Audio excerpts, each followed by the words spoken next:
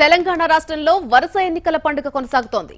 తెలంగాణ రాష్ట్రంలో స్థానిక సంస్థల ఎన్నికలను జరుపుకోవడానికి election commission of India green signal ఇచ్చేసింది. వారం రోజుల్లో స్థానిక సంస్థల ఎన్నికలు పడనుంది.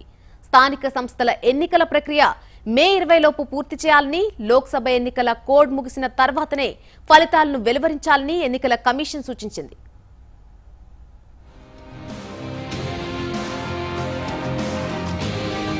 తెలంగాణలో వరుస ఎన్నికల సందడి కొనసాగుతుంది.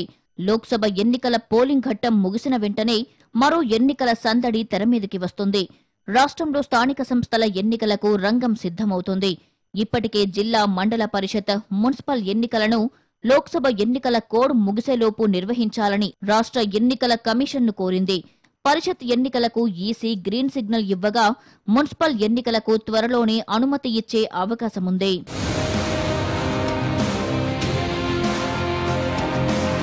ఈ నెల 13, 14 తేదీల్లో జిల్లా, మండల పరిషత్ రిటర్నింగ్ అధికారులకు రాష్ట్ర ఎన్నికల సంఘం శిక్షణ ఇవ్వనుంది. ఈ నెల 15న రాష్ట్ర స్థాయి ఉన్నతాధికారులతో ఎన్నికల కమిషన్ నాగిరెడ్డి సమావేశం కానున్నారు.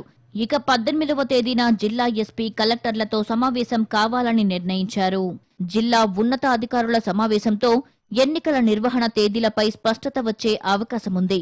మొత్తానికి 3 విడతల్లో రాష్ట్రంలో 32 జిల్లా పరిషత్, 535 మండల పరిషత్ ఎన్నికలు నిర్వహించనున్నారు. వారం రోజులలో షెడ్యూల్ విడుదల చేసి ఈ నెల 23వ తేదీన తొలి విడత పోలింగ్ నోటిఫికేషన్ విడుదల చేసే అవకాశం ఉన్నట్లుగా తెలుస్తోంది. అయితే వరుసగా ఎన్నికల కోడ్ నేపథ్యంలో తెలంగాణ రాష్ట్ర అభివృద్ధికి విఘాతం కలుగుతోంది. గతేడాది సెప్టెంబర్ నుండి మొదలైన ఎన్నికల కోడ్ ఈ ఏడాది మే చివరి వారం వరకు కొనసాగనుంది. ఈ నేపథ్యంలో ఎన్నికల కోడ్ ఉన్న సందర్భంగా పాలనాపరమైన ఎటువంటి నిర్ణయాలు తీసుకోకుండా ఇబ్బంది కలుగుతోంది.